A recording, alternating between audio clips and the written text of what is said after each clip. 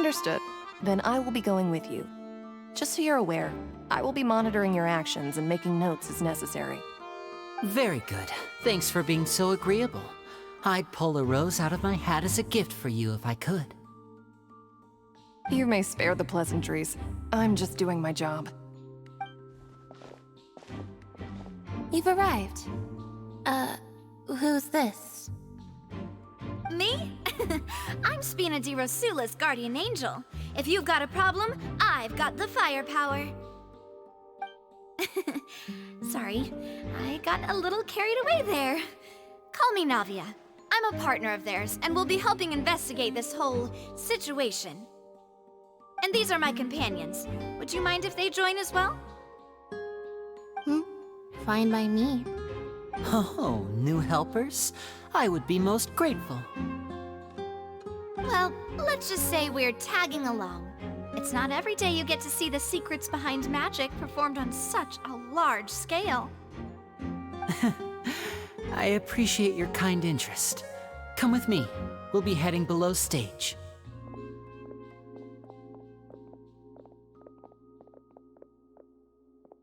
Huh?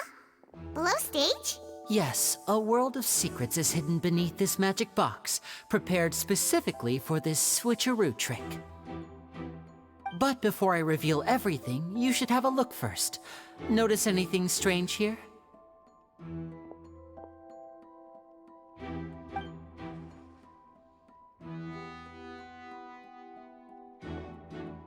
I'm not trying to be dramatic. Remembering the details of a trick will help you understand the methods used to perform it more easily. Huh. Weren't there balloons and other decorations here? Where did all that go? Ah, good eye.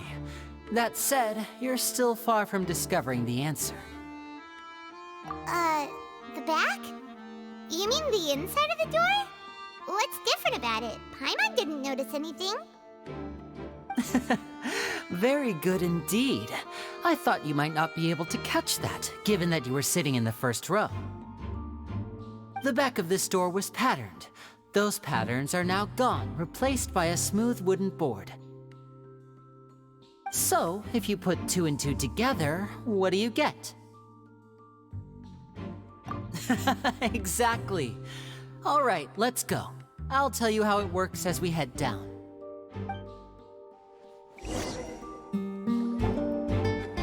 Oh, so there was a passageway under the magic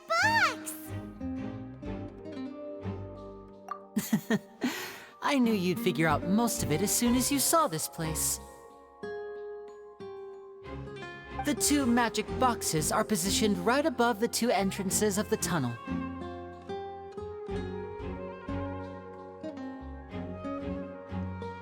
See this flatbed trolley?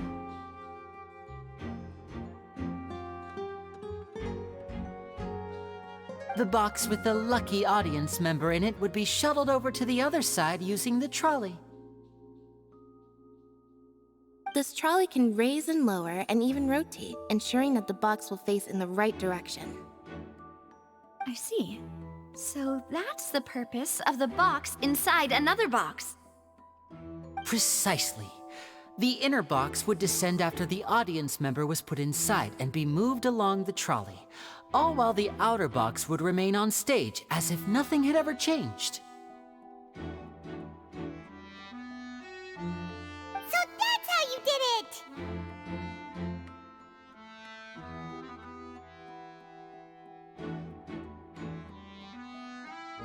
Once the box was lowered, the trolley would store some energy through this device here, with which it would complete the rest of the steps. The audience member would only be able to feel some slight movements in the dark, and by the time she walked out, she would already be back on stage. Right! You were talking that whole time, and you even came out for a moment near the end! Ah, yes. A phonograph operated by Lynette was used to achieve that effect. My assistant and I had already scripted our conversation beforehand. When the countdown began, I had already gone to the opposite box via a tunnel using that ladder. And what about Lynette? Where was she? I was in the mezzanine space in the back of the box. Oh, interesting! That's how we were able to coordinate Linny's lines with the assistant. And, by the way, I was the one who walked out of the box at the end. I mean, we are twins. All it takes is a change of clothes and no one can tell who's who. And that's my favorite part of this trick. Only Lynette and I can perform it. So that's how it all worked! Wow, every detail you revealed was more amazing than the last! Lynette would briefly walk out of the box and then go back in, jumping into the tunnel and escaping before the box on the trolley could finish ascending. And then I walk out of the other box in the audience area, and the trick would be complete. The operative word here being would. But as you saw, Cal was in the box, not our audience member. She, on the other hand, mysteriously vanished. We really don't know how that happened. If not for that interlude, this would have been an astonishing trick. I probably never would have figured out how you pulled it off. And yet, to think that someone was able to use this magic trick to commit a crime. Could we have a look around? I think we can come up with some more leads. This is the scene of the crime, so Linny and Lynette are not permitted to stay here. I'll escort them back up. Yes, of course, no need to be so strict now. I won't disappear into thin air, you know. Thanks, everyone. We're counting on you.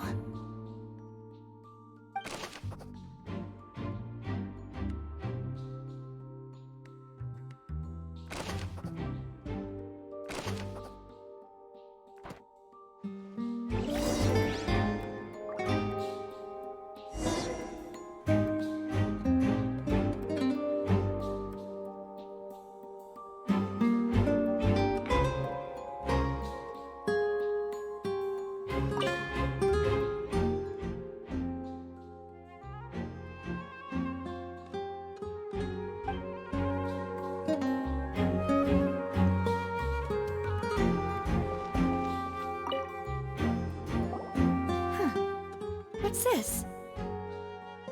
Looks like a hook tied to the end of a rope. Huh? There's all kinds of odds and ends here.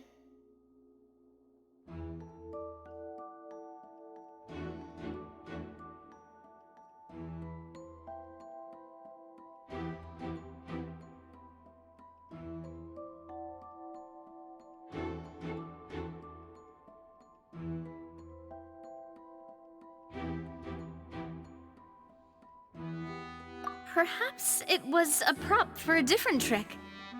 But why would it have been left here?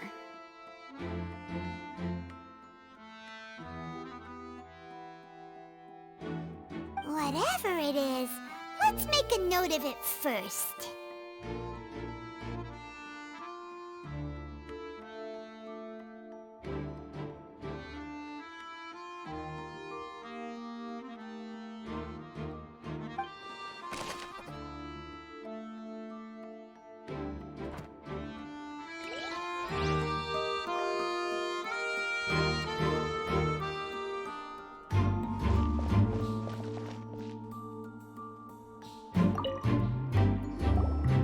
The floor is wet. Please be careful not to slip. Speaking of which, why would there be water here? Oh, Paimon knows! It's one of those tricks where you pour water into a jug and then flip the jug over only for the water to disappear.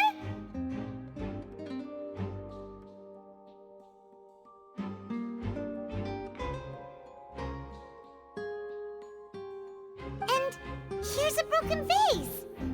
Huh. Did the trolley knock it down while moving? That can't be. The trolley moves along tracks from start to finish. It couldn't have hit the vase at this distance. Let's note this down too and think about it later.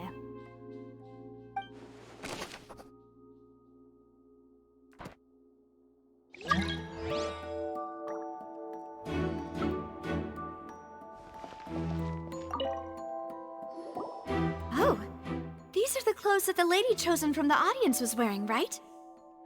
Her clothes are here, but she's nowhere to be found. Right. And do you really need to do that if you're kidnapping them? Ugh, this is so confusing. Paimon doesn't want to be a detective anymore.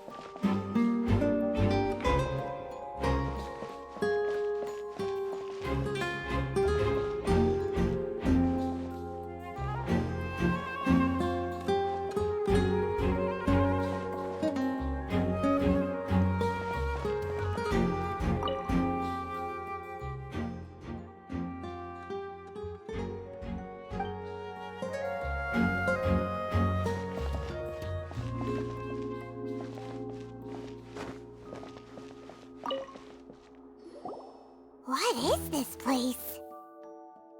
It seems someone could fit through here. Could this have been the suspect's escape route? Alone, perhaps. But if they had to pull another person with them, the space would be too narrow. But there are no other ways in or out of here.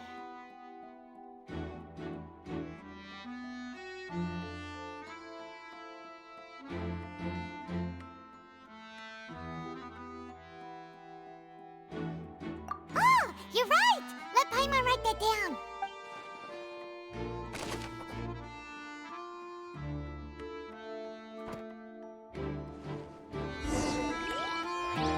Seems we're just about done investigating down here.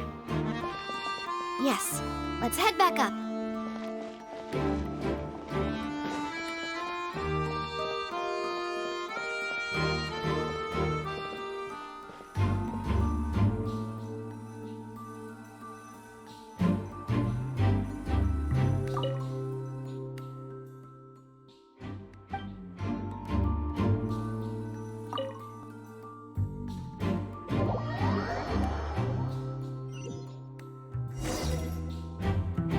Well, we've ascertained the state of the crime scene. Let's find a place to sort out our findings once Malus returns. Seems to me that there are several things that don't add up here. Apologies for the wait, demoiselle. So, what did the guards say? Did the criminal escape through the vent? They believe the odds of that are very low, since the vent leads to the Opera House's basement. The guards have checked the area carefully. No one left through the basement during the performance or after the incident, and no one was found hiding there. So the tunnels become like a secret chamber then. You know, like the kind you usually see in novels. The plot thickens. Halsey's disappearance and Cowell's death are both quite inexplicable. No wonder Farina was so confident in her accusation. All the current evidence points toward Linny and Lynette. In other words, the charges are very likely to be upheld unless we make some considerable progress. Charges and then trial. So if the charges are upheld, they'll announce a sentence? That's right. This is how a trial goes in the Opera House. During the proceedings, the Chief Justice and the Oratrice will hear statements from both sides. That's right. This is how indemnitium is produced. The statements from both sides, the defenses from attorneys, witness testimonies, and even the audience's emotions will all be projected on the Oratrice. To put it simply, it's as if the Oratrice has its own will, and is a judge in its own right. This also precludes any kind of favoritism on the part of the Chief Justice. And not that this has ever happened anyway. Once both sides have finished speaking, the Chief Justice will make his final decision. This, too, will be used by the Oratrice as a reference. Then, finally, the Oratrice will be consulted by officials. The result it returns is the will of justice itself. Huh? So that machine is the one that actually decides? Paimon thought Novelet called the shots. In practice, there is very little difference. Both have always come to the same judgment, which is why people have great faith in the Chief Justice. Ah, yes, the guards also asked me to convey that none of us will be allowed to leave this place before the trial. Huh? Why? Because we've chosen to act as the twins' proxies. That makes us persons related to the case. They're concerned that we might be colluding with outside parties, or that we might find outside help to disrupt the case. And even if that were not so, it could prove problematic if we happen to spread key information about the case ahead of time. I'm ready to break out at any time. Whoa, whoa! There's no need for that! Paimon thinks they have a point. That said, are they providing food? Of course. I just hope you don't mind the lack of options. I'm afraid that catering to all tastes is not in the cards, nor is any guarantee of balanced nutrition. In that case, let's just sort out our findings together here. Pity. I was hoping to take you to try some of Fontaine's famous desserts, too. I mean, what better way to properly think through our findings than over some tea and sweets? Huh. Breaking out suddenly doesn't seem like such a bad idea after all. Just kidding, just kidding. Paimon will still do her best, even if there are no snacks.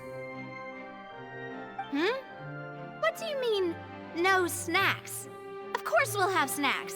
If we cannot buy some, then we'll simply make some. Huh? Here? But how? Understood, Demoiselle. Everyone, please come with me.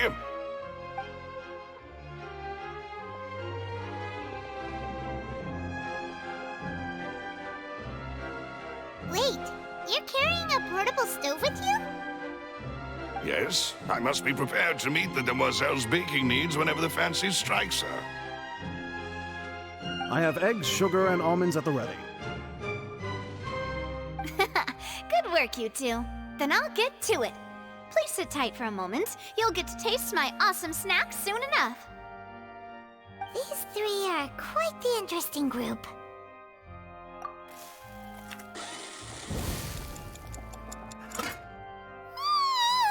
And Paimon thought it smelled good while it was still in the oven! Oh, it's even better now. Paimon can't stop drooling. From the way you had these two guys carrying all that stuff around, Paimon thought you'd have them do more during the baking process. But you ended up doing the entire thing by yourself! Beating the egg whites, grinding almonds, everything! I was applauding. And I was giving encouraging smiles. Paimon was just thinking, aren't you worried about getting your fancy dress dirty beating egg whites and baking like this? Well, I don't think it's carved in stone anywhere that fancy ladies can only read books, sip tea, ride horses, and play the piano. I just really enjoy making snacks. Don't underestimate beating egg whites, by the way. It's a real arm workout. You also need to beat them to just the right consistency, or your macarons will crack. Anyway, give these a try, fresh out of the oven. There's 3 for each of us. Only 3? Well, eating too many sweet treats might send all that sugar to your head. You wouldn't be able to think clearly about the case on a sugar rush, would you? Tea is ready to be served as well. This is Demoiselle's favorite, strong black tea with a floral fragrance that clears the mind and lifts the spirit. No need for concern. I'm merely doing as I should.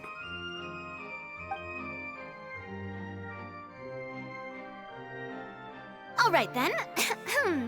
Down to business. As Paimon mentioned previously, the tunnel seems to be something of a secret chamber. However, we can assume that Linny and Lynette were not alone within it. Some criminal also occupied its sealed confines. The magician twins could have committed the crimes, of course, but they lack any logical motive. Exactly! Why would they do such a thing right when everyone was watching?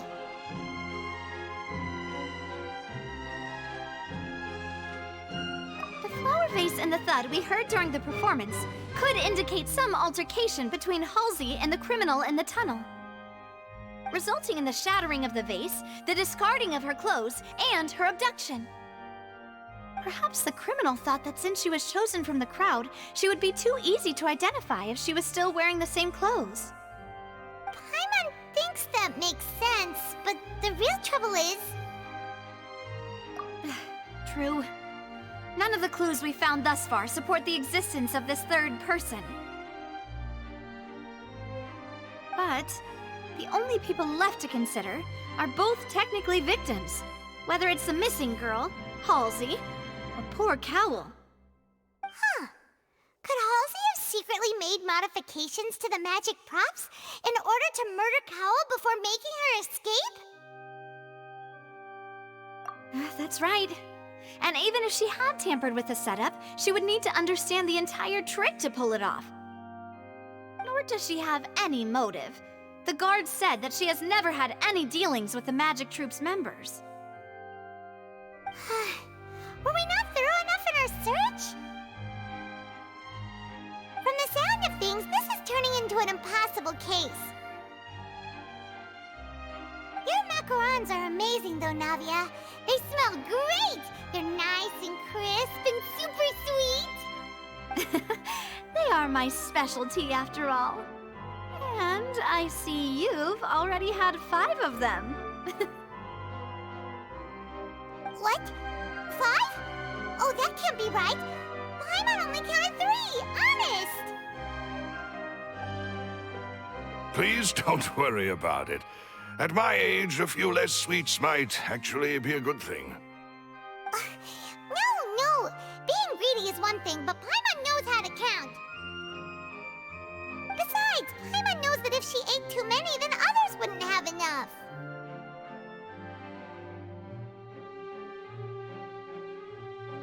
Wait, even you don't believe Paimon? How could you? If Paimon ate those 2 extra macarons, then may they turn into stone in her stomach! All right, we get it. Well, I suppose one of us might have gotten too engrossed in our chat and eaten them by mistake. No big deal. Maloose, set up the stove again, if you would. Huh? What are you doing? Making sure everyone gets 3 macarons, of course. Exactly. We don't want to trouble you. As you wish, demoiselle. And I have the egg, sugar, and almonds. Well, this really is your hobby, huh?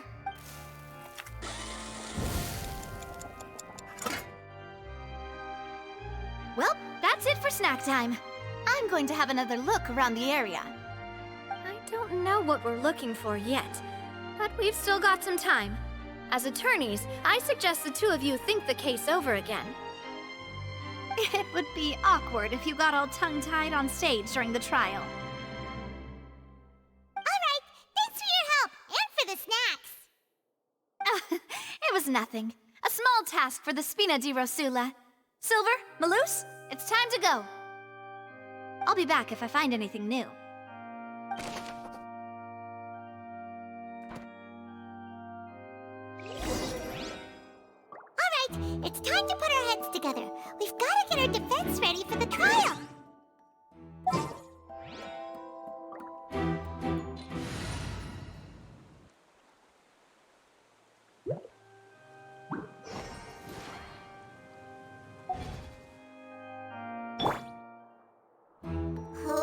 It's probably gonna be a long and difficult case.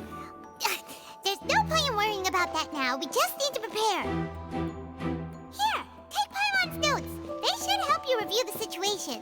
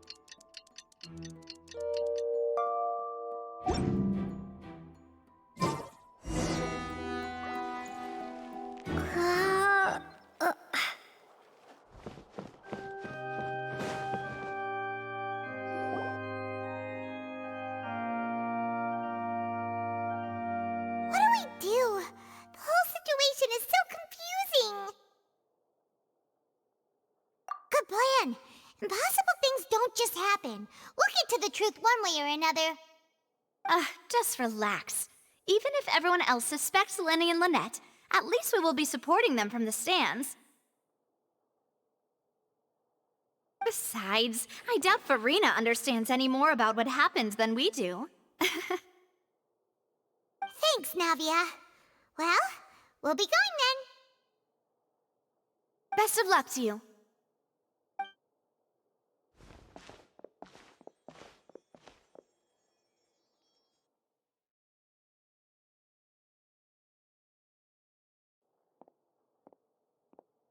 Ah, finally, you're back. Well, how did your investigation go? To be honest, you might be disappointed. No. We're already very grateful that you were willing to help. Well now, don't you all look disappointed. Don't tell me that your investigation came up empty-handed. That was to be expected, of course. The guilty can never produce proof of their innocence. But don't let that stop you. I shall be terribly disappointed should you, my most anticipated foe, concede so easily. Since both parties are present, I declare that the trial regarding the magic show incident is now in session. Firstly, in order for the audience to understand the causes and results of the incident, could we please have Mr. Linney explain the trick? Yes, of course. I will explain while Lynette demonstrates on stage. All the necessary items have been prepared.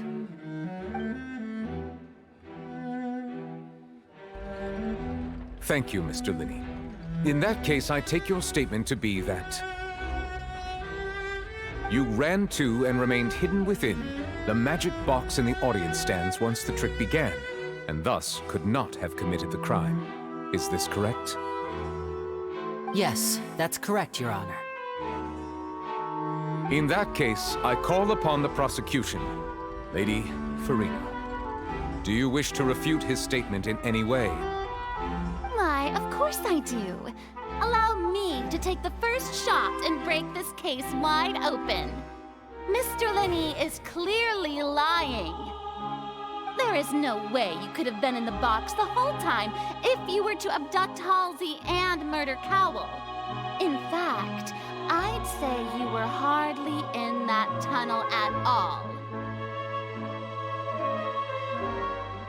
That is simply your hypothesis based on the presumption that I'm guilty. Oh, is that so? And if I may ask, what did you hear while you were inside your box? The roaring countdown of the crowd, of course. That's how I kept track of the time and built anticipation for the finale. And you didn't hear anything else at all? Nothing that might leave an impression of any kind? No, nothing. I see. But when the count reached 30 seconds or so, there was a thud. One so loud that I believe practically everyone heard it. Huh? Hey, hang on! Something's not right here. Yeah, I'm sure he could have heard a noise that loud from inside the box. I was right by the box, and I definitely heard the thud.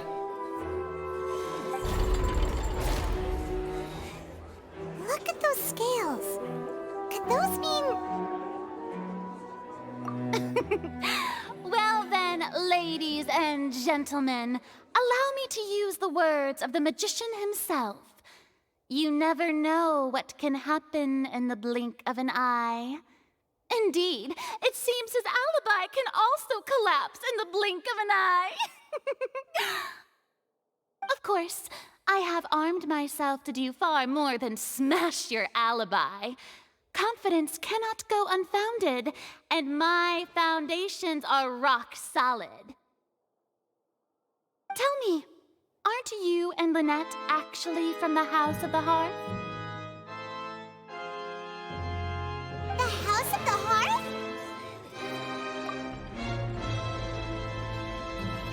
No wonder they did something like this. So the serial disappearances were the Fatsui's doing. Now it all makes sense. I've got a feeling that what happened on stage probably wasn't just an accident. That's irrelevant. Our identities have nothing to do with what happened. Indeed. Then perhaps you could tell us everything that happened during that 1 minute. Your first priority is to prove yourself innocent after all. I'm sure there is little that needs to be kept secret now. Unless your script already has holes in it.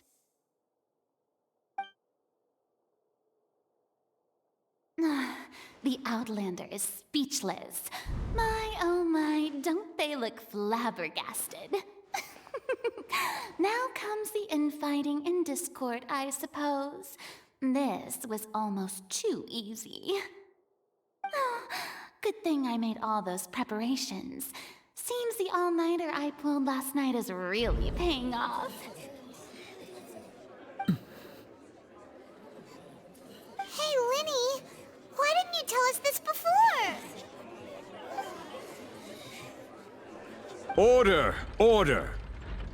Mr. Linney, allow me to re-establish the facts. Lady Farina has raised 2 points. First, when the thud was heard in the Opera House, you were neither in the box nor the tunnel. Second, you and Ms. Lynette are both members of the House of the Hearth. Are these claims true?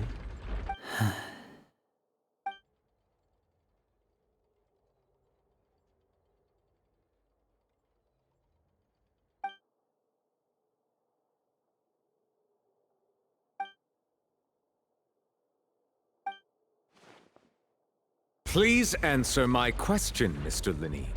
I'm sorry. Yes, they're true, Your Honor.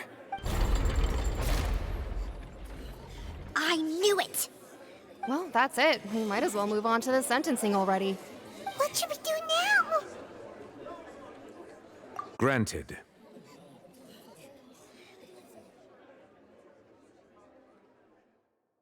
In that case, what is your request?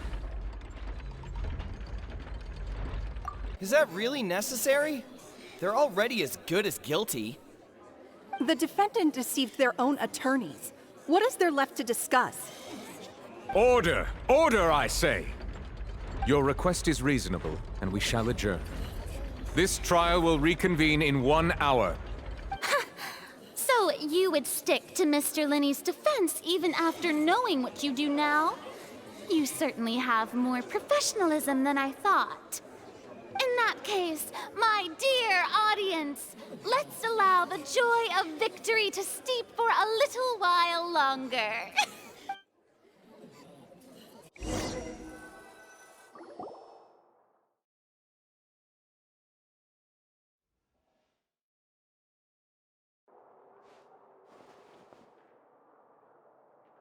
Well, this is awkward. I didn't think the Hydro Archon would dig all that up. I'm sorry, Traveler and Paimon. Yeah, sorry. Paimon doesn't know where to start. We trusted you two. We based our entire reasoning on the assumption that you weren't bad guys. Not to set the wrong tone or anything, but Paimon's really mad! I'm very sorry. I know you're angry, and reasonably so, but please, let me explain. I know you've clashed with the Fatui several times before. I wouldn't be surprised if just hearing the word is enough to make you upset.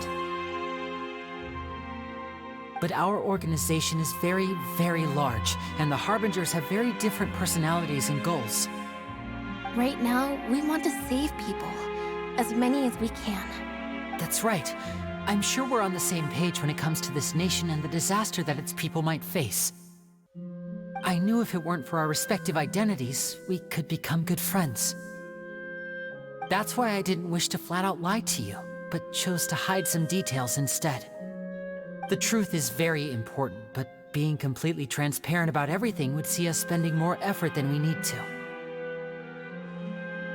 Right. So, you be the judge. Heck, if I were you, I fear that I'd even struggle to trust me at this point. You met a Fatus who works as a magician, a trickster by trade. All by coincidence, too. But still, I'm asking you to trust me. I am no criminal. At least, not in this case. Sorry. Please forgive us. Well, you both say that, but...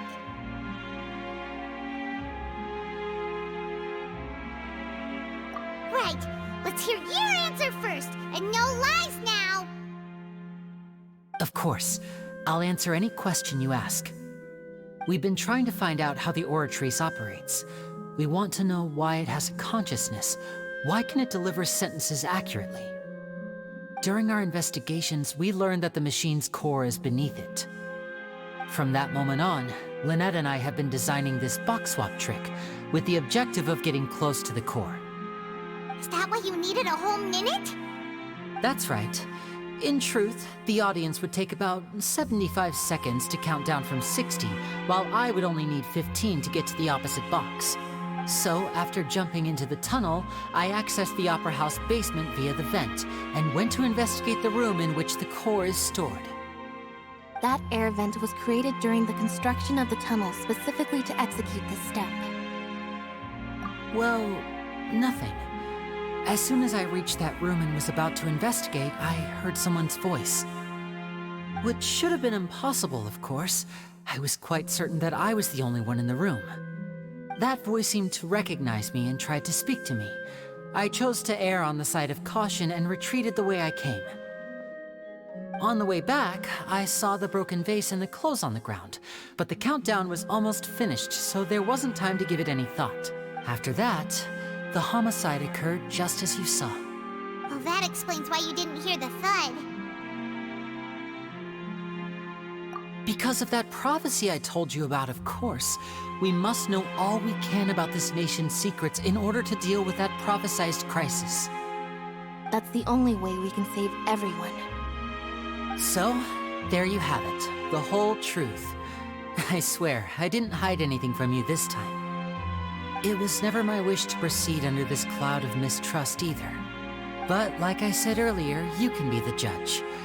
If you want to leave because you don't trust the Fatui, there's nothing I can do to stop you. Well, Traveler, you decide. Paimon will follow your lead however you choose.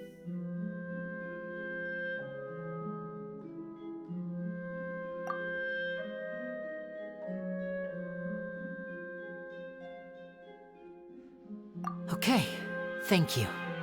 Thanks for giving us a chance. The current problem is that the scales are tipped pretty badly against you two. If we want to refute the Hydro Archon's accusations, we're gonna need a seriously watertight defense. Huh?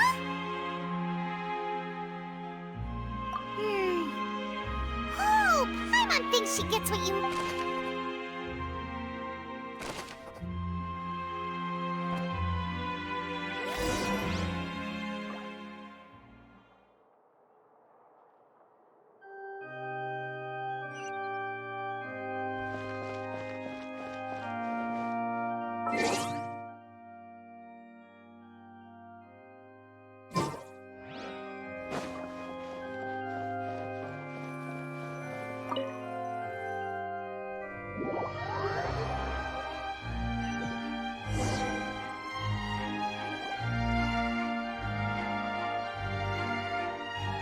Both parties have returned to their positions.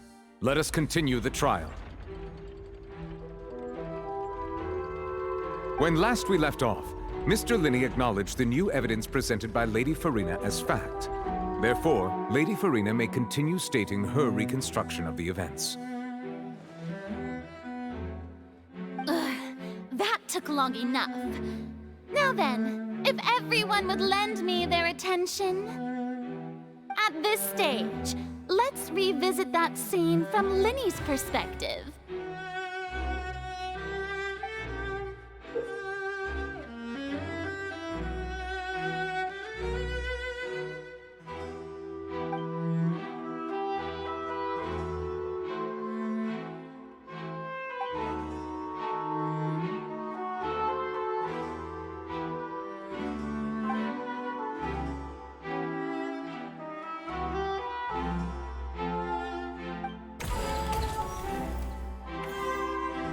As the countdown began, he entered the tunnel.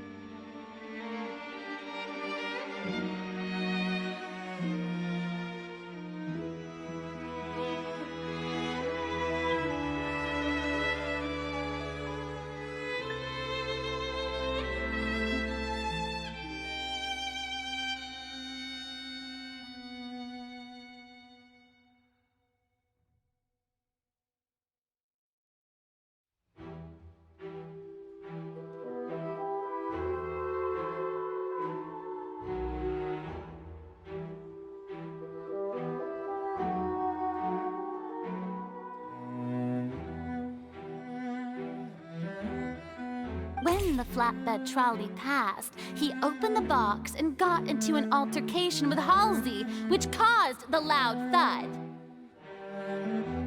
He did not realize that this sound could be heard by everyone in the opera house, which is why he claimed earlier that he could not hear the sound. Finally, he used the vase to knock her out, before making her change clothes to prevent others from recognizing her. At this time, Cowell arrived in the tunnel, having heard that strange noise, and caught Linny red-handed. So Linny proceeded to knock him out too before stuffing him into that box.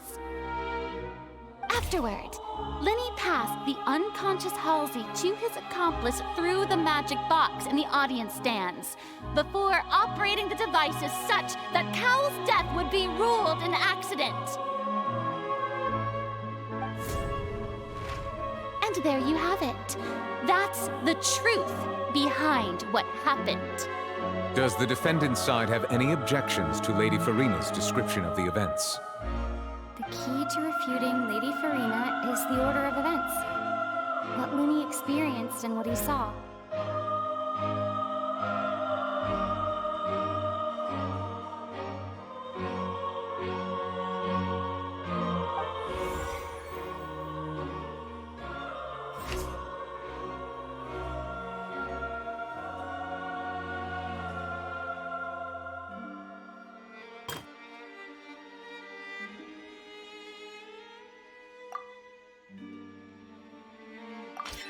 According to Linny, he left via the vent after entering the tunnel. He couldn't have had that altercation with Halsey.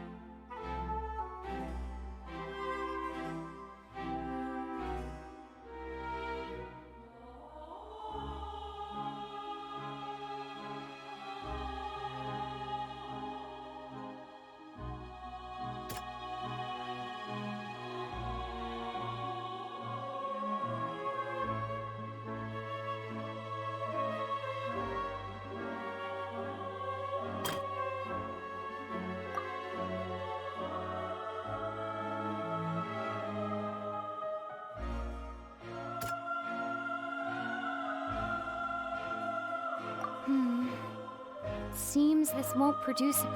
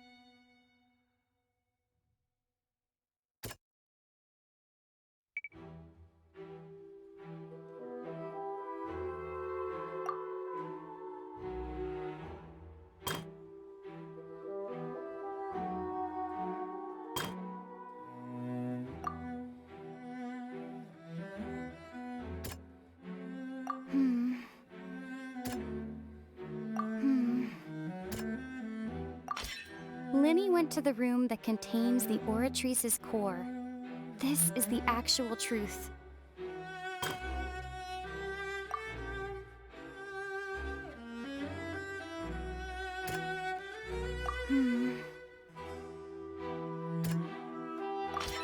Lenny did not take part in the underground altercation. He only witnessed traces of the aftermath. Attention!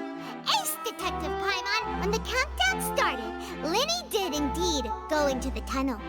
But he immediately used a vent to access the Opera House basement, which is where the underground core of the Oratrice is stored. Once he reached that area, he heard a voice in what should have been an empty room. Since he felt something was amiss, he returned immediately. The crime scene had already developed by the time he reached the tunnel again, and in order to complete the magic trick, he did not remain there for any length of time. Finally, he reached the surface, and that was when the accident happened from his point of view. Therefore, he's innocent!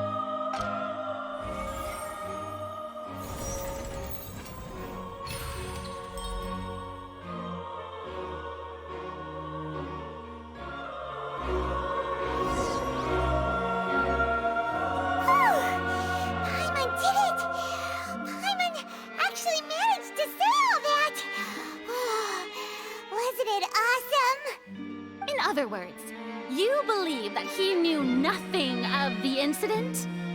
That's right!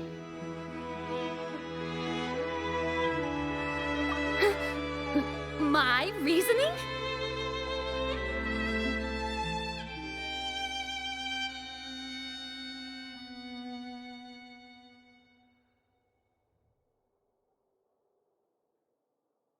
If that's the case, then if Cowell hadn't entered the tunnel, who was the entire setup meant to kill? Assuming that what you say is true, Lenny only needed to kidnap the young girl to cause a new disappearance case. What would the point of killing someone on stage be? Oh, they have a point. That's right, you tell him! And that's why they're partners of mine. They've managed to turn things around. Oh, well, your denial is very strident, I'll give you that. But what proof do you have to back your claims?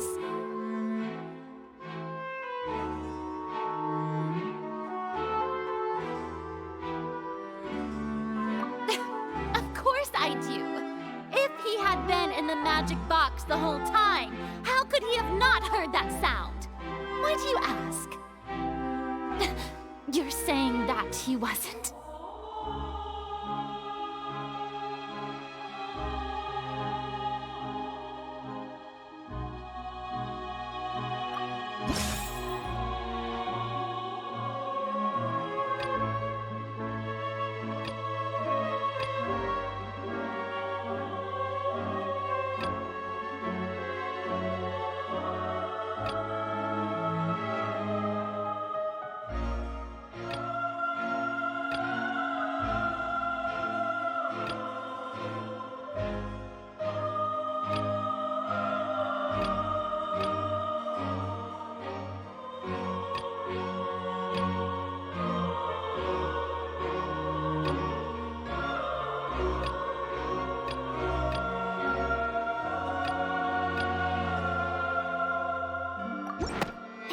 We don't need to give this more thought. Paimon thinks there's something off here.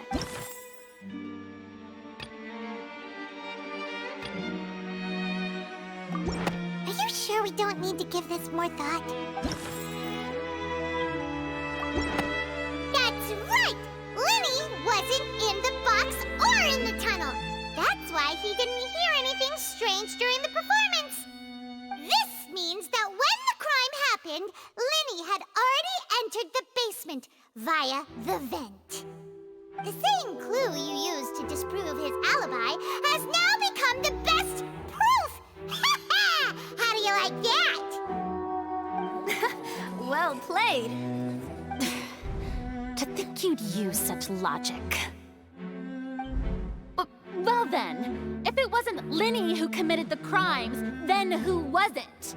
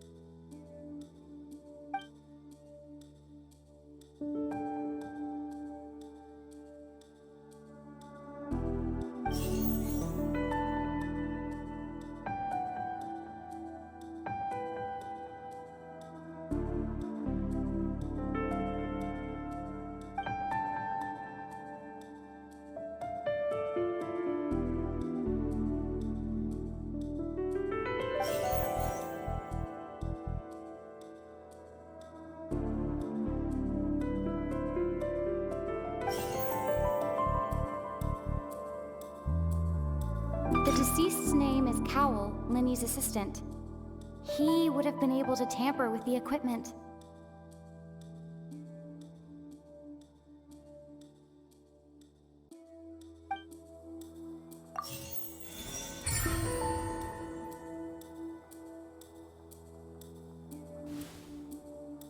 Huh? That can't be right. Are you serious? The killer was, in fact, Cowell, the deceased! Oh, is that so? How interesting! Let's hear your reasoning then. What I must do next is recreate the truth.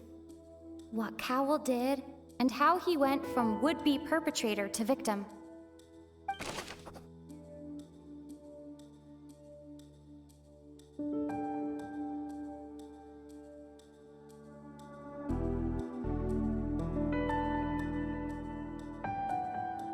It would have been tough for both people to fit into that vent. They would likely have bumped into Linny as well.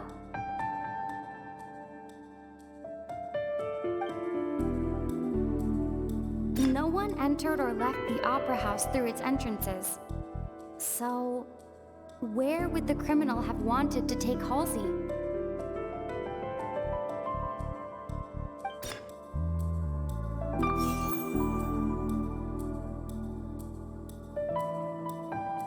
The deceased's name is Cowell, Linny's assistant. He would have been able to tamper with the equipment. Halsey's clothing was in the tunnel. So, there must have been some fear that she would attract attention. It would have been tough for both people to fit into that vent. They would likely have bumped into Linny as well. The sound we heard may have come from a clash between the missing Halsey and the criminal.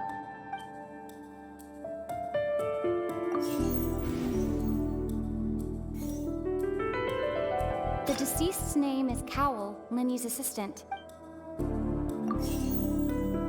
It would have been tough for both people to fit. The sound we heard may have come from a... The deceased's name is Cowell, Linny's assistant. Halsey's clothing was in the tunnel.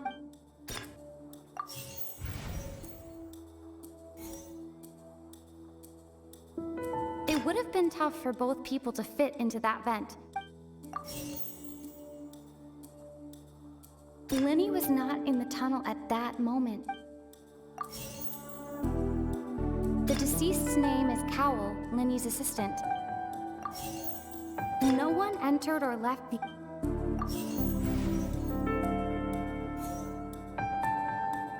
Linny was not in the tunnel at that moment. Halsey's clothing was in the tunnel.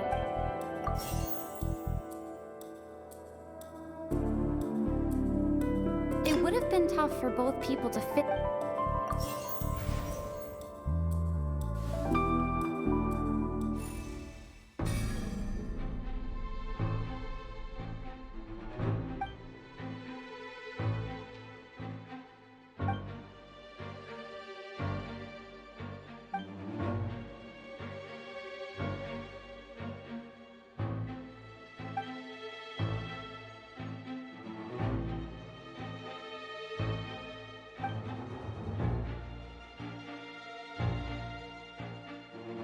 What's wrong, Traveler? Are you still having trouble figuring things out? I see how it is. So this was... Look, since we're at a dead end, why not consider a different track? Just like the trick as it transpired, the end result must have been utterly different from the magician's initial design. If only we knew how Halsey disappeared. Well, that would be nice, but the tunnel only has 3 exits, and none of them seem very likely. And it's not like this is a magic trick where you can just make a real live person disappear. You know, like you did from that water tank, Lynette.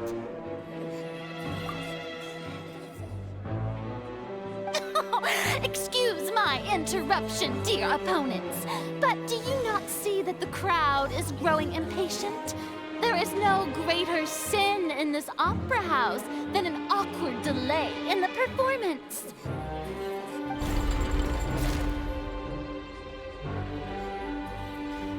If the defense is unable to make further effective arguments, we will move on to the next stage of the trial. Lenny was not in the tunnel at that moment, which gave our criminal ample time. The sound we heard may have come from a clash between the missing Halsey and the criminal. The deceased's name is Cowell, Lenny's assistant. The vase was not broken by chance.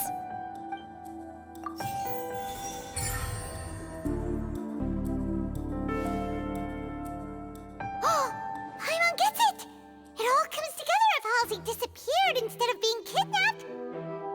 Lynette escaped from the water tank, vanishing gradually and leaving only clothes behind. If there's a similar method where a person could be transformed into water...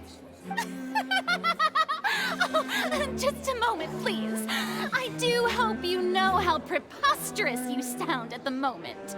How could a person ever be transformed into water? This is reality we're talking about here. Must we really? I should think that of anyone. Your friend Linny already knows this truth very well. Magic tricks are ultimately just illusions and misdirection. But Halsey's disappearance is very real. We're talking about 2 completely different things. Even so, I trust the Traveler's judgment. The truth must be out there somewhere. Perhaps some new line of reasoning may open if we try to gather all the focal points that don't make sense. Since Cal was the deceased, we haven't placed much attention on him. But given that we aren't making much progress with the case, it wouldn't hurt to have a look at his belongings, would it? People really do come up with all sorts of harebrained schemes when at the end of their rope. The way I see it, your suggestion that we broaden the scope of our investigation is nothing but a tactic for stalling the trial. Nevertheless, I believe that this is a reasonable request on the part of an attorney. Since the trial does indeed appear to be at an impasse, I believe that additional evidence may help us make more progress. Guards, please step into the lounge and examine the personal effects of the deceased, Cowell.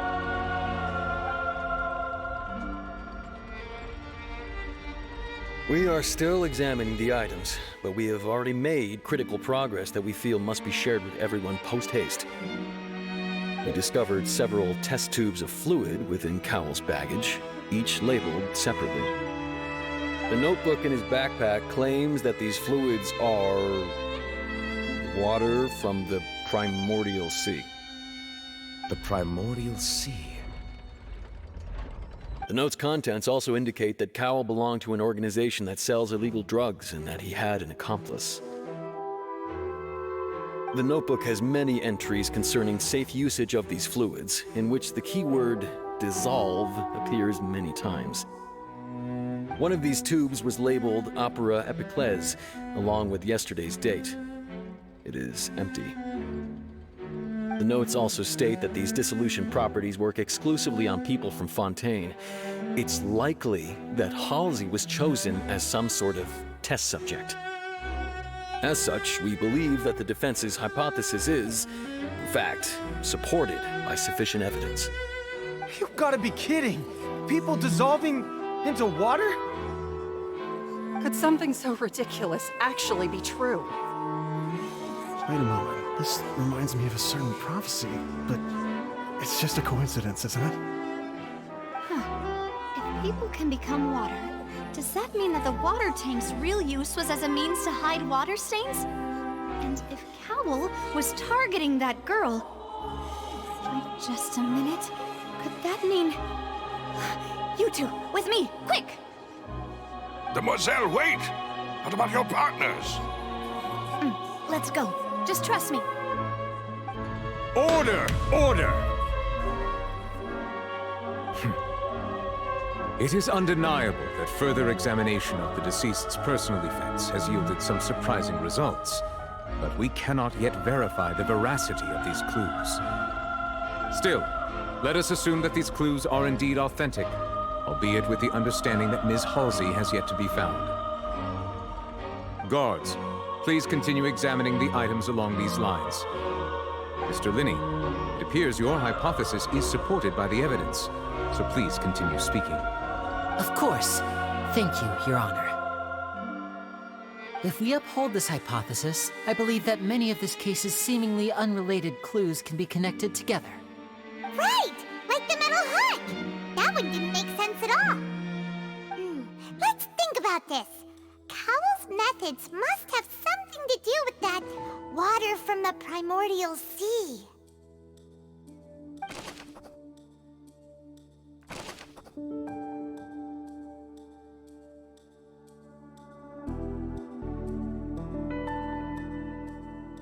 I remember there was something else within the inner layer of that box.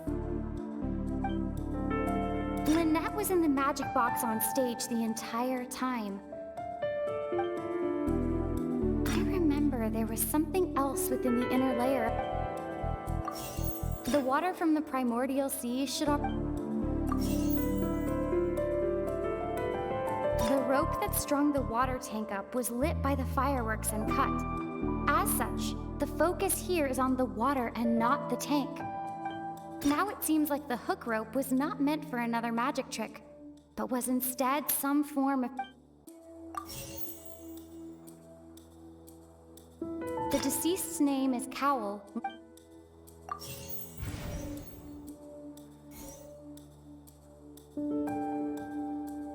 Lynette was in the magic box on stage the entire time.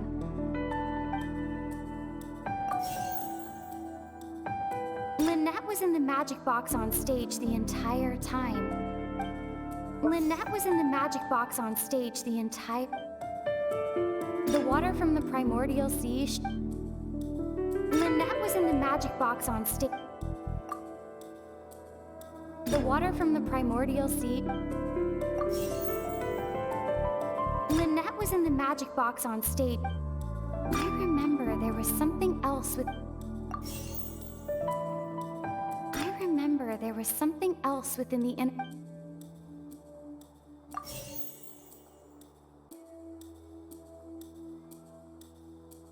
The rope that strung the water... Now it seems like the hook rope was...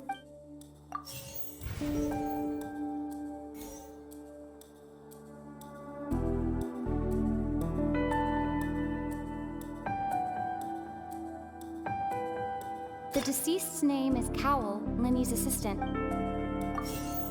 I remember there was something else. The water from the primordials...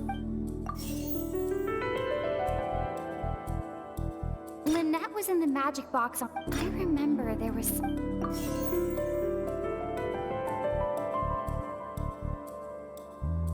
Lynette was in the magic box on stage the entire... Now it seems like the hook rope...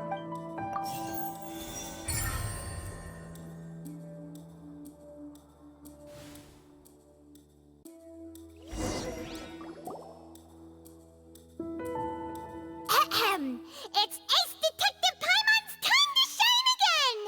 In the original plan, Cowell would tamper with the water tank rope and the number selector securing his target. When the magic box containing Halsey was lowered, the metal hook would retract gradually and pierce the balloon at the top of the box. When the balloon attached to the box popped, the water from the primordial seed inside it would pour down and dissolve Halsey. Afterward, Cowell would enter the tunnel and break the flower vase to conceal the water inside the tunnel, with the remaining evidence being covered up by the water tank on stage.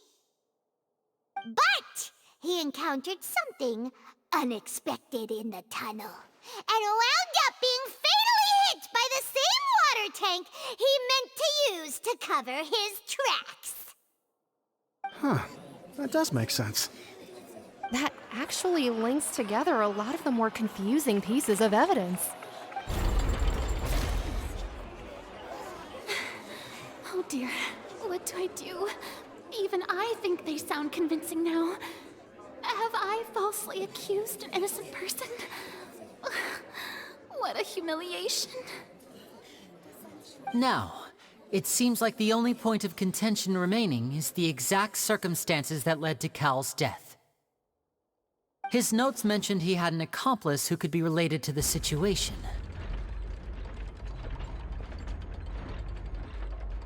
On that note, the guards have just contacted me indicating that they uncovered new evidence. I shall now invite him on stage to share it with us. Thank you, Your Honor. We were just inspecting the luggage of the other people involved in this case. And we found an identical sample of the water from the primordial sea among Linny's personal effects. What? That can't be. Oh, I see. Well, how wonderfully comedic to have your own counterattack only to come back and wound you. Does this not clear all doubt? My dear citizens, my loyal audience, allow me to present my reasoning and bring this performance to a swift close.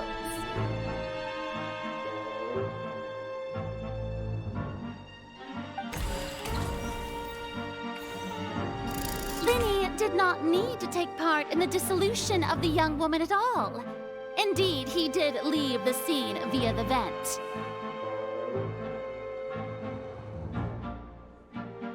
Having made modifications to the props beforehand, his accomplice Cowell then caused Halsey to vanish using the water from the primordial sea.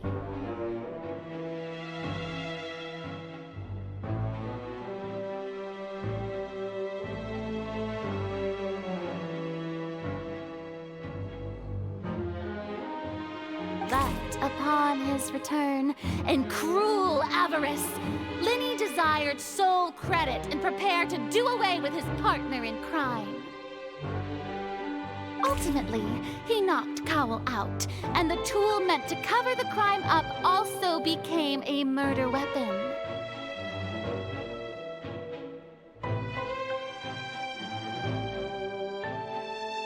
Now, as much as I regret having come to such a viciously straightforward conclusion, it does seem that the famed Fatui is quite the cold-blooded and ruthless organization.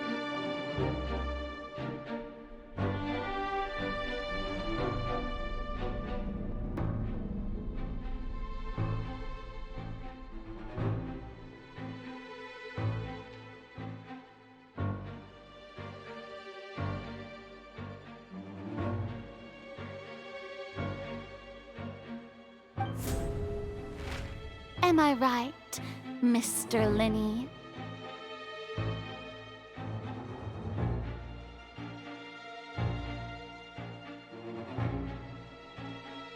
We've used up all the evidence we collected. There's no way for us to make a rebuttal here. Is this the end of the road?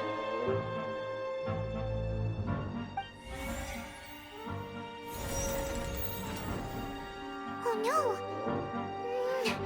Paimon can't think of anything either. It doesn't look like there's any way around this. Seems using the water as new evidence was too good a move. Why did this have to happen now? think we've all seen enough now, and we have ample witnesses to my flawless reasoning. I believe this is indeed the finale. Now then, my good, noble Chief Justice, should we not, in your view, move... Excuse me, everyone, but I must interject. Miss, I must ask you not to shout, and to respect the ongoing legal proceedings. Oh, come on. Don't be hasty. I have a good reason for interrupting, you know. Now, would anyone here like to take a little break from all this debate and see a little magic? I'll show you an amazing trick. One that can bring a young woman who has disappeared back in the flesh, right before your very eyes. Please, do the honors, Mr. Linny, if you would be so kind. What in the world is she saying? No offense, miss, but miracles like that are beyond my scope as a magician. Come on now, don't be silly. Magic is all about misdirection, isn't it? It often conceals the truth while presenting a fascinating illusion. And once everyone believes the illusion, can't magic reveal the truth to them once again? And wouldn't such a trick be the most marvelous finale to today's performance?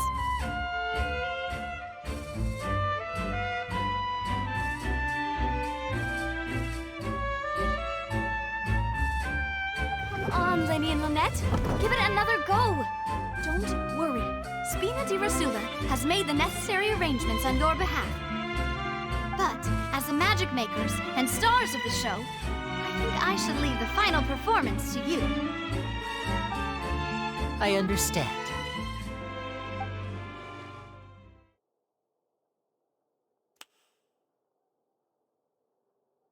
And voila!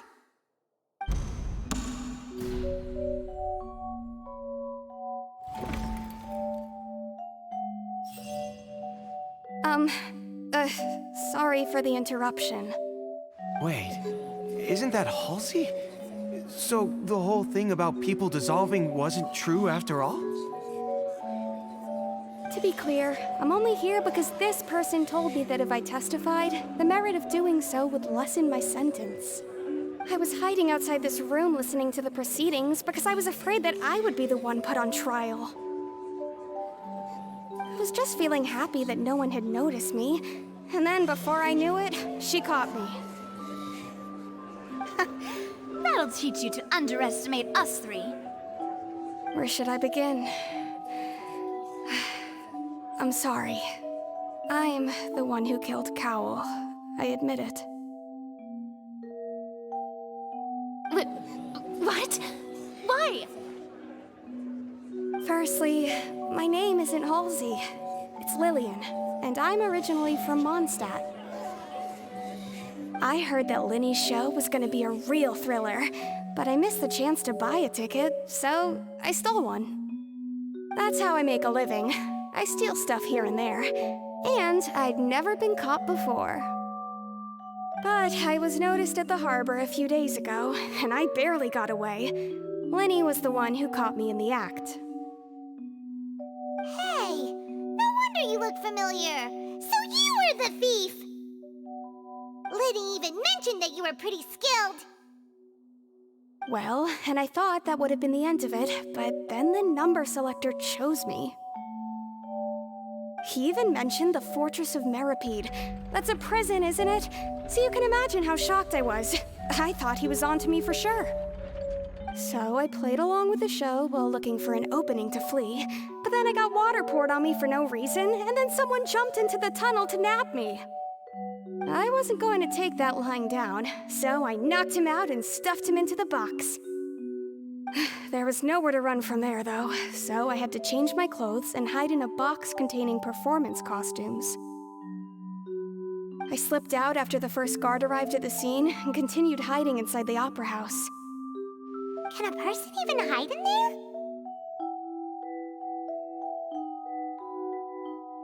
But I swear I didn't know that the water tank would fall down. Really, I swear it. Had I known that, I wouldn't have put him in the magic box. I may be a thief, but I'm no killer.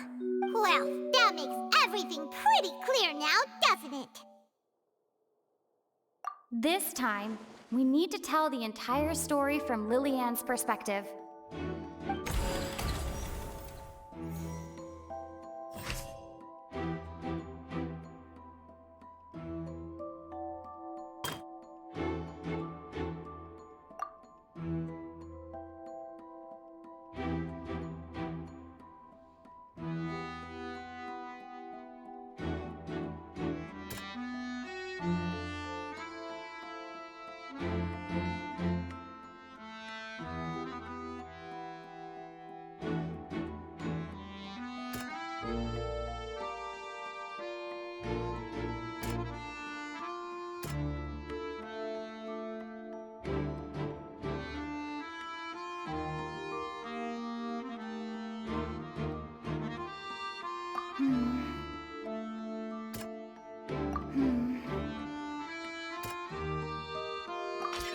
The strange sound...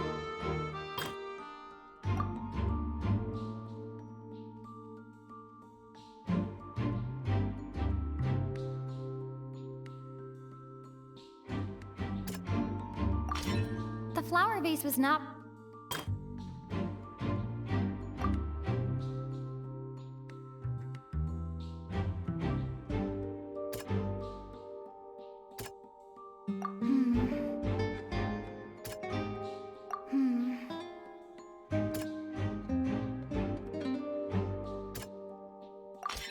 Lillian was afraid... And it's Ace Detective Paimon! Having been selected out of the blue, her panic only intensified after she entered the tunnel and had water poured on her head. So she kicked the door open, producing the thud we all heard. Hearing the commotion, Cowl leapt into the tunnel, only to discover that Lillian had not dissolved.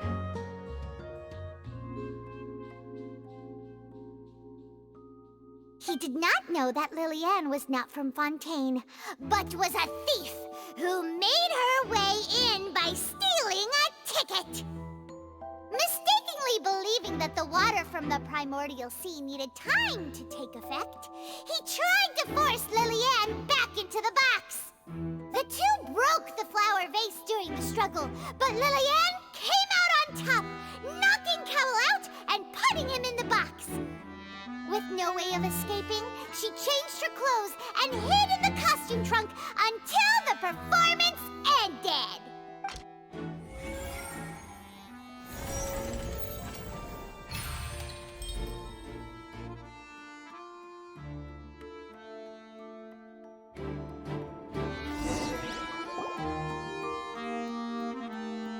She knew that she would have to go through guard inspection if she tried to leave afterward. So, she has been trapped in the Opera House these last 2 days. She had already become desperately hungry by the time we were chatting over macarons. So, she swiped 2 of them right under our noses. Talk about a sneaky thief. At this point, all the events that happened in the tunnel have now come to light. Ah, so that's the whole story. Bravo! Bravo!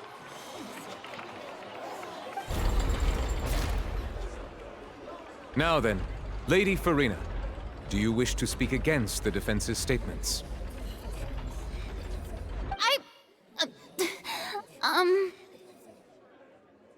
Please answer the question, Lady Farina. Also, if I may add, the trial has not yet ended. As such, I request that the prosecution not leave the room before the proceedings have concluded. What? Are you reading my mind now? No, I have no further arguments. I admit defeat.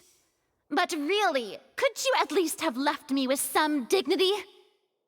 Wow, look at that! She's like a deflated balloon now. If there are no objections, then as the Chief Justice of Fontaine, I shall once again repeat the full sequence of events. The actual perpetrator of the serial disappearances, Cowell, selected his next victim from the audience reservation list. With some modifications to the selector, he could ensure that the pre-selected young woman would be chosen. To cover up any evidence while committing the deed, Cowell thought of allowing the water tank to fall, which would conceal the water left behind after the young woman was dissolved. He also tampered with the rope suspending the water tank, using the fireworks at the end of the performance to cause the tank to drop and hide the watermarks.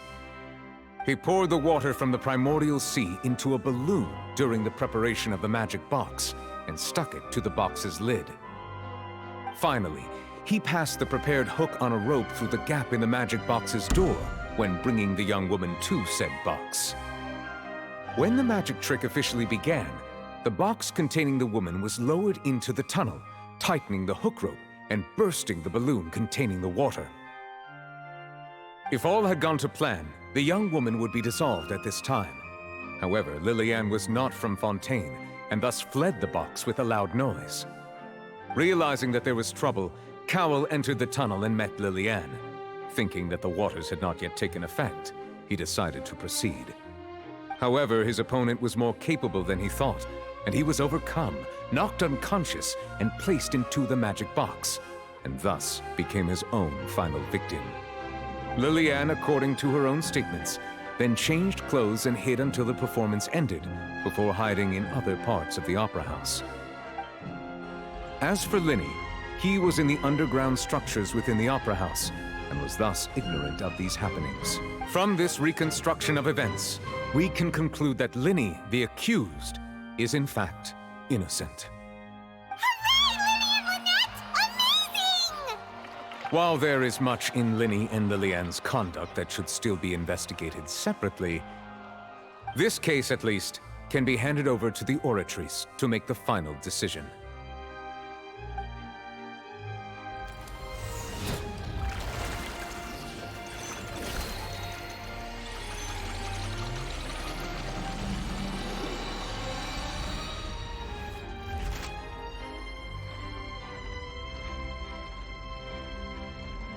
As such, Linny and Lynette are officially declared not guilty.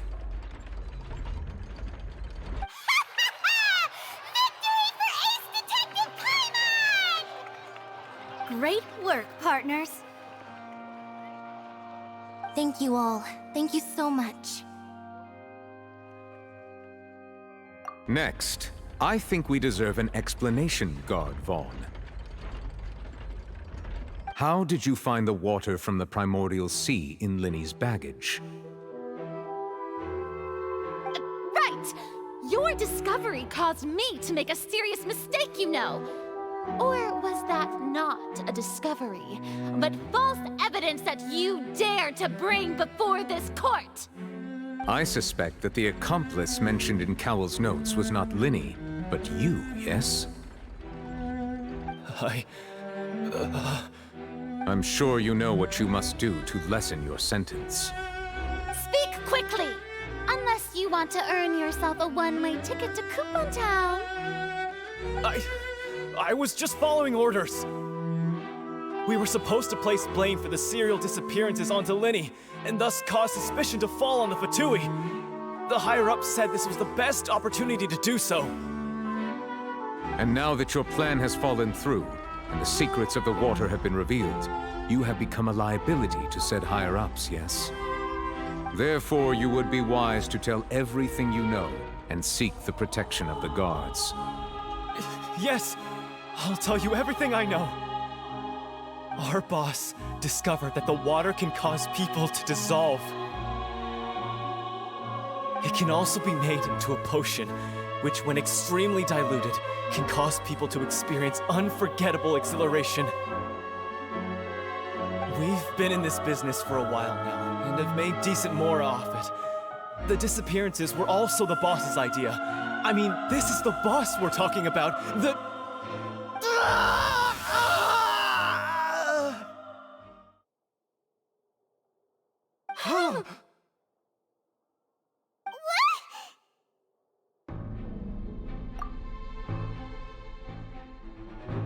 And now he can no longer talk. Such ruthlessness. I shouldn't have expected any less of them. An outrageous act. All present, please submit to inspection immediately.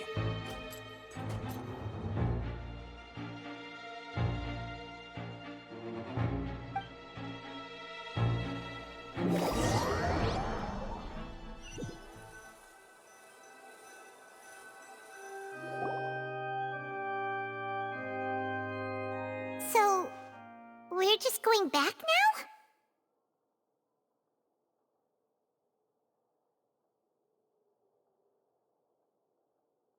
That's true, but... Traveler, Paimon! Please wait. Lenny... I know you may not want to speak to me right now. Maybe you don't even want to look at me. But still, let me thank you again for defending me to the end, even after you learned that I'm a member of the Fatui. I guess. But regardless, I'd like the opportunity to set things straight. I didn't approach you with any ulterior motives or ill intent. I've spoken to you as myself, just plain Linny this entire time. As for why I'm a Fatus, it's because the goals of the House of the Hearth align with those of an orphan like me. That's all. That was how Father, who you might know as the Knave, approached recruiting us back then too. The Knave? The one who controls the House of the Hearth? She's your father? That's right. And since we're here, I was wondering, would you mind hearing a story? It's about my past. Back when our parents first died, Lynette and I were left wandering the streets. To survive, I took to surreptitiously observing an older street performer who did magic. It took me several days to figure out how he pulled off his amazing tricks. I took my sister through several streets until we found a crowded corner, and we began to perform magic tricks there. To my surprise, we proved to be pretty popular, and we could at least stop worrying about where our next meal would come from for a time. But I didn't want my sister to remain a street rat together with me forever. Before long, an aristocrat came to me and claimed that he wished to take us in after watching my performances. So you went from orphans to nobility just like that? That was how we felt at first, too. As if fate was on our side and we could say goodbye to those painful days. But I gradually discovered that while we were called foster children, he was really after my talent for magic tricks. He would constantly take me to all sorts of banquets to garner attention, which he would then use to expand his social circles. That doesn't seem too bad either. Better than roaming the streets at any rate. It took a while for me to realize just how dark his heart really was. After one particular performance at a banquet, I discovered that Lynette was not on the same return vehicle as me. I waited a long time after we returned home, but she did not come back. I went to that noble's bedroom and asked him about her whereabouts. The answer he gave me was, she caught the eye of the most eminent person at the banquet, so I sent her over as a gift. I mean, you'll be able to perform your magic regardless of who your assistant is, yes? Oh no. So he was gonna... But wouldn't Fontaine's laws deal with such people? As far as outsiders are concerned, this is a relationship akin to adoption or foster care, and they have their ways of escaping the eye of the law. I managed to ferret out the location of the mansion of that so-called eminent person and hurried through the night. But by the time I leaped over the walls, avoided the guards, and made my way in, all I saw was the moonlit ground covered in blood, and the knave standing there in the darkness. So, she'd already taken care of that guy. That's right. She had rescued my sister before she could come to any harm, and had even discovered several girls hidden in a basement, all of them orphans. Father, I mean, the knave, might have seen something in me, and so she made me an offer. The House of the Hearth welcomes you, for your interests align with ours. Here, none will ever betray you.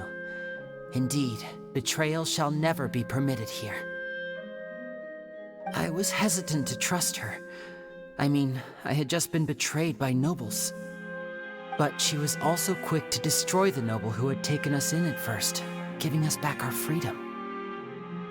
Oh, so that's how the two of you joined the House of the Hearth.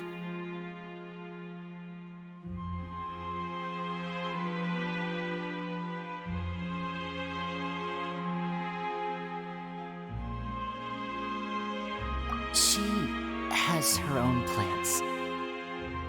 She has gained permission from the Tsaritsa to first use the Gnosis' power when she obtains it. She plans to use it to find a way to break the prophecy and save Fontaine. So, she believes in that prophecy too? That's right. The whole House of the Hearth is currently working to combat that crisis. Today's case has also proven that people from Fontaine can indeed dissolve into some sort of water, thus further supporting the prophecy. All of us house members here, Lady Arlecchino herself included, are from Fontaine. We won't give up on defending our homeland. To us orphans, the only connection we have left to this world, apart from our family, is our homeland. So, from small deeds like distributing magic pockets to huge schemes like stealing a Gnosis, everything is aimed at dealing with that prophecy. It's all right. I understand. The only thing I can do is relate all this to you. I just hope you can understand that even as a member of the House, I have never stopped making my own decisions, and that I believe what I'm doing is right. If you should need anything at all in the future, feel free to find me. I will do my best to help you, as plain Linny.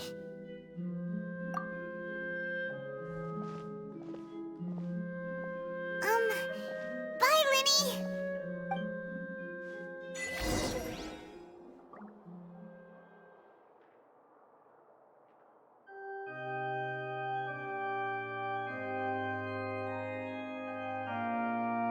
you